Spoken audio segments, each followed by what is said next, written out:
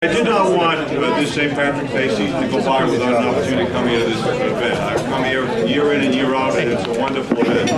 And I guess one of the reasons that most I like to come here is because, as many of you know in years past, you kind of feel like you're on the front line of defense of the Democratic Party when you're in Plymouth County.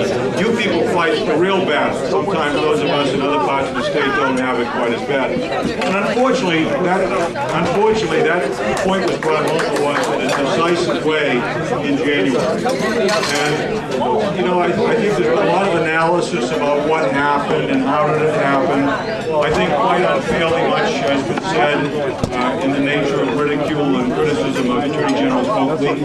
I mean, people forget she got 47% of the vote, and she had millions and millions and millions of dollars thrown at her at the end. So I think it's important to know what we got. But you know, it wasn't a case where Martha Coakley lost. We all lost. We lose every single day that we're not being represented in Washington by someone that shares the values that all of us represent. And it is important, if we're going to succeed in November, as we must, that we take on the battle beginning now. And if you look back at January, I think the analysis that I would offer you is this.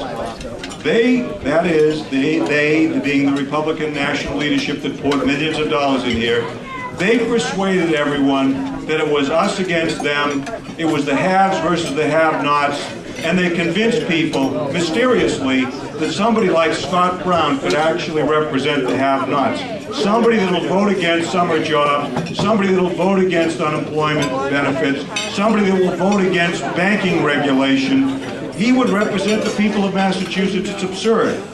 So the challenge for us is to get the word out. The challenge for all of us is to make sure it's clear that the people of Massachusetts are not represented by that kind of representation. You know, you look around this room and you see in the diversity of this room the people of Massachusetts. We are the people of Massachusetts, the Democratic Party.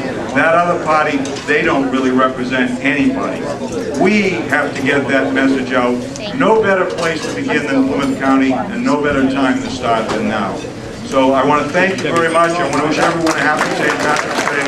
And let's make sure in November that the people who marveled about Brown getting elected in January said, Massachusetts is back where it belongs, the bluest of the blue.